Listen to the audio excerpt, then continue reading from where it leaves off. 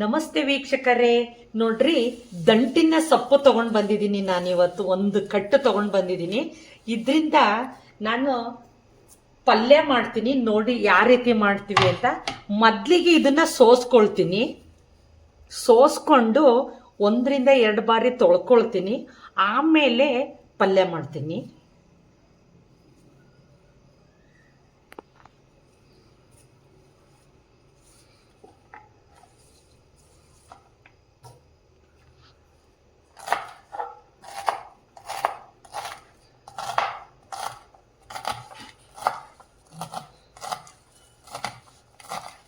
ನೋಡ್ರಿ, ಈ ರೀತಿ ಚಿಕ್ಕಕ್ಕೆ ಕಟ್ ಮಾಡ್ಕೊಳ್ಳಿ. ಚಿಕ್ಕ ಕಟ್ ಮಾಡಿಕೊಂಡು ಒಂದು ಪಾತ್ರೆಯಲ್ಲಿ ನೀರು ಇಟ್ಕೊಂಡು ಹಾಕ್ಕೊಳ್ರಿ. ನಾನೊಂದು ಬಾಂಡ್ಲಿಯಲ್ಲಿ ಇಟ್ಕೊಂಡಿದ್ದೀನಿ. ನೀರನ್ನ ಇಟ್ಕೊಂಡು ಹಾಕ್ಕೊಳ್ಬೇಕು ಫಸ್ಟ್.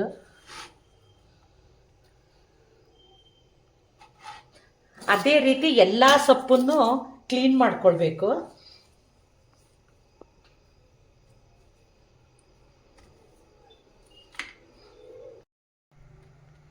ನೋಡಿ, ದಂಟಿನ ಸೊಪ್ಪನ್ನ ನೀಟಾಗಿ ಕಟ್ ಮಾಡಿ 1ರಿಂದ 2 ಬಾರಿ ತೊಳೆದು ಇಟ್ಕೊಂಡಿದ್ದೀನಿ.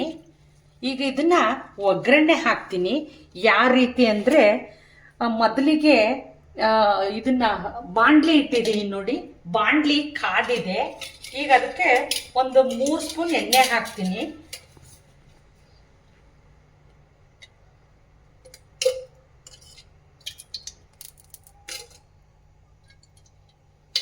ಎಣ್ಣೆ ಸ್ವಲ್ಪ ಕಾಯಬೇಕಾಗುತ್ತೆ. ಒಗ್ಗರಣೆ ಹಾಕ್ಲಿಕ್ಕೆ ಹಸಿಮೆಣಸಿನ್ಕಾಯಿ, ಕರಿಬೇವು ಮತ್ತೆ ಈರುಳ್ಳಿ ಇಟ್ಕೊಂಡಿದ್ದೀನಿ.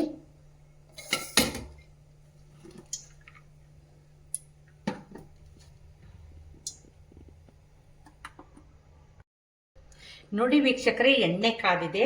ಈ ಸಂದರ್ಭದಲ್ಲಿ ಸ್ವಲ್ಪ ಸಾಸಿವೆ ಹಾಕ್ತಾ ಇದ್ದೇನೆ. ಹಾಗೆ ಸ್ವಲ್ಪ ಜೀರಿಗೆ, ಹಸಿಮೆಣಸಿನಕಾಯಿ,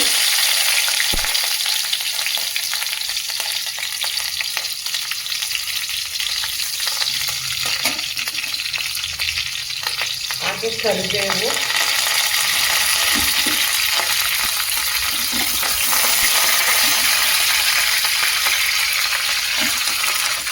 ಈರುಳ್ಳಿ.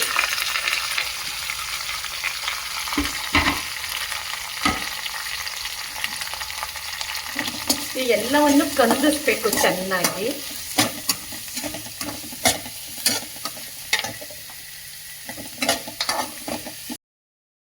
ನೋಡಿ ವೀಕ್ಷಕರೇ, ಈರುಳ್ಳಿ ಕಂದಿದೆ. ಈ ಸಂದರ್ಭದಲ್ಲಿ ಅರಿಶಿಣದ ಪುಡಿ ಹಾಕ್ತಿದ್ದೀನಿ. ಹಾಗೆ ರುಚಿಗೆ ತಕ್ಕಷ್ಟು ಉಪ್ಪನ್ನು ಹಾಕ್ತೀನಿ. ಎಲ್ಲವನ್ನು ಮಿಶ್ರಣ ಮಾಡ್ತಿದ್ದೀನಿ.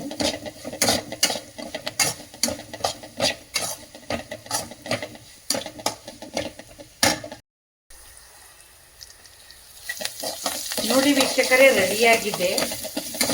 ಈ ಸಂದರ್ಭದಲ್ಲಿ ಉಪ್ಪನ್ನ ಹಾಕಿ ಇದನ್ನೆಲ್ಲ ತಿರುಗಿಸಿದ್ದೀನಿ. ಈಗ ಸೊಪ್ಪನ್ನು ಹಾಕ್ತಾ ಇದ್ದೀನಿ.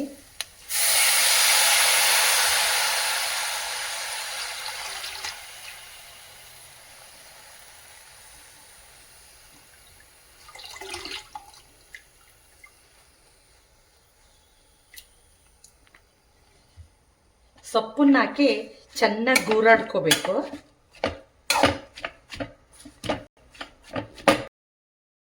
ನೋಡಿ ವೀಕ್ಷಕರೇ, ಎಲ್ಲ ಸೊಪ್ಪನ್ನ ಹಾಕಿ ಒಂದು ಪ್ಲೇಟ್ ಮುಚ್ಚಿಡ್ತೀನಿ. ಇದು ಚೆನ್ನಾಗಿ ಬೇಯಬೇಕು. ನೋಡಿ ವೀಕ್ಷಕರೇ, ಪಲ್ಯ ಚೆನ್ನಾಗಿ ಬೆಂದಿದೆ. ನೋಡಿ, ದಂಟಿನ ಪಲ್ಯ ರೆಡಿಯಾಗಿದೆ. ಇದು ಚಪಾತಿ, ಅಕ್ಕಿ ರೊಟ್ಟಿ, ಜೋಳದ ರೊಟ್ಟಿ ಎಲ್ಲದಕ್ಕೂ ಒಳ್ಳೆ ಕಾಂಬಿನೇಷನ್ ಆಗಿರುತ್ತದೆ. ನೋಡಿ ವೀಕ್ಷಕರೇ, ದಂಟಿನ ಪಲ್ಯ ರೆಡಿಯಾಗಿದೆ. ಅದಕ್ಕೆ ಕಾಂಬಿನೇಷನ್ ಆಗಿ ಚಪಾತಿ ಮಾಡಿದ್ದೀನಿ.